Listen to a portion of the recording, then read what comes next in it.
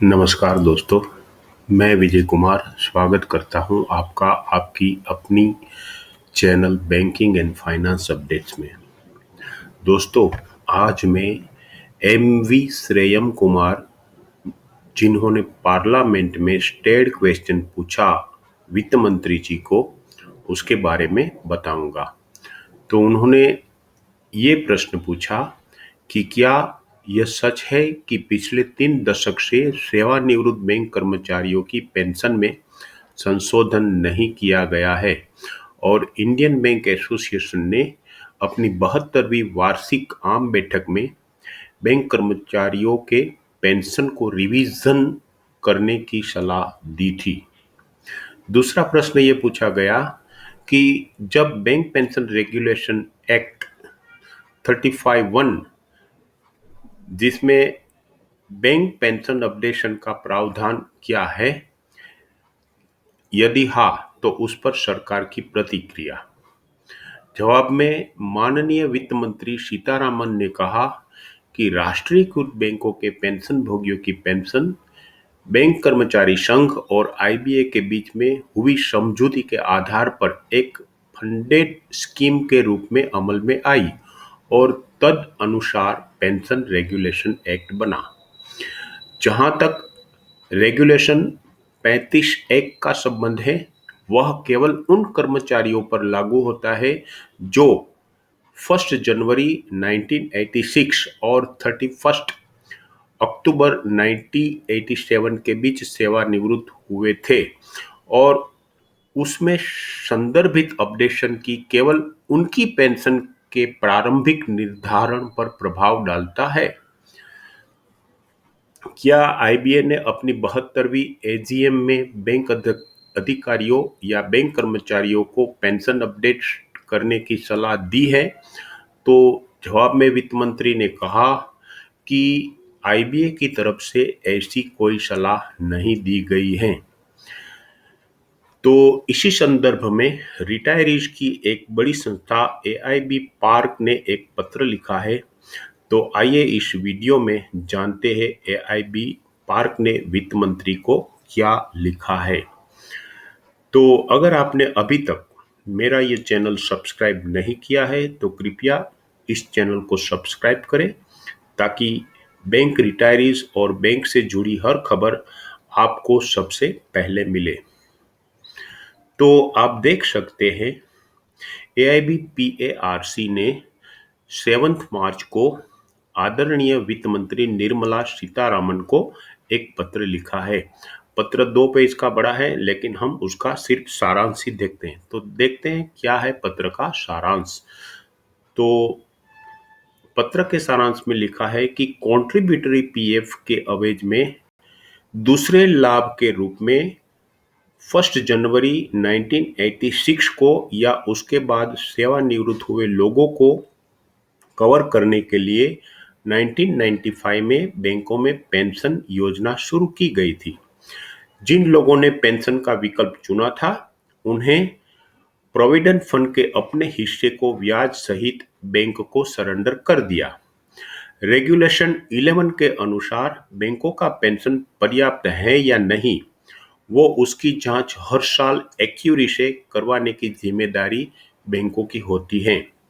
Regulation 35(1), जो 1/1/1986 और 31 अक्टूबर 1987 के बीच सेवानिवृत्त हुए लोगों के लिए पेंशन के अपडेशन का प्रावधान करता था, उस समय जो एलिजिबल थे उसको अपडेशन देकर योजना के कार्यान्वयन के समय प्रभावी किया गया था।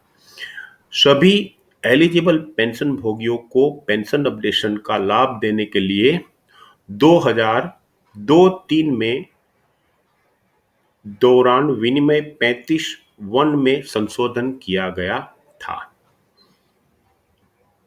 तो और भी इसमें लिखा है कि बैंकों में पेंशन योजना केंद्र सरकार के कर्मचारी के लिए लागू केंद्रीय सिविल सेवा नियम 1981 की तर्ज पर तैयार की गई थी।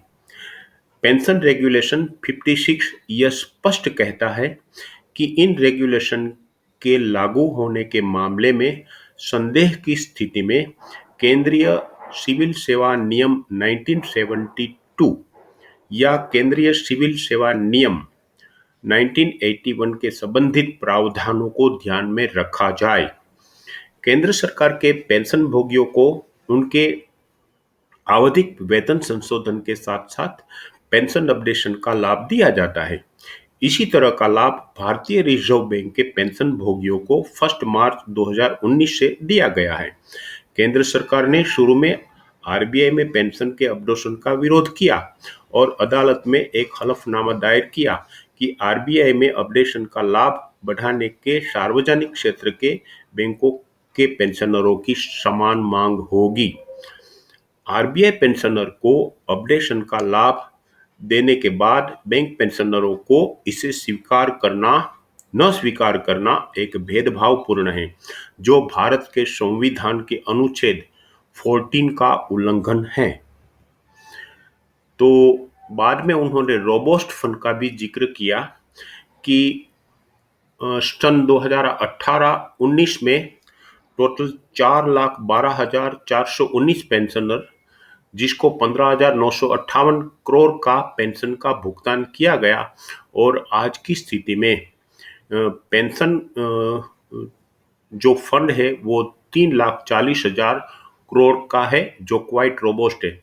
तो इसमें बताया गया है कि इंटरेस्ट ऑन जो 18-19 के दौरान 18,022 करोड़, एनुअल कंट्रीब्यूशन मिला 11,666, टोटल क्रेडिट हुआ पेंशन फंड में 29,689, cost of pension updation 4,12,149 pensioner, तो इसमें बताया गया है 3,288 crore. Pension pay out plus updation cost, तो पेंशन पे आउट था 15,958 plus updation cost 3,288, total cost हुई 19,159। तो net accretion of pension fund even after extending benefit of updation, तो भी इतना 10,529 करोड़ का नेट एक्रीशन पेंशन फंड में होता है।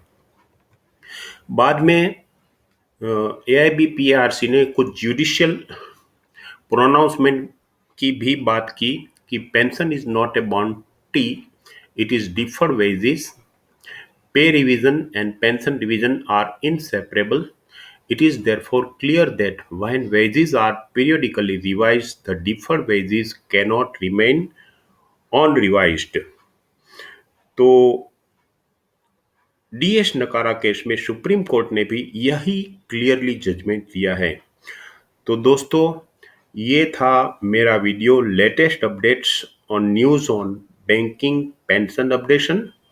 अगर ये वीडियो पसंद आया है तो कृपया इसे लाइक करें, अपने दोस्तों को शेयर करें और मेरी इस चैनल को सब्सक्राइब करें।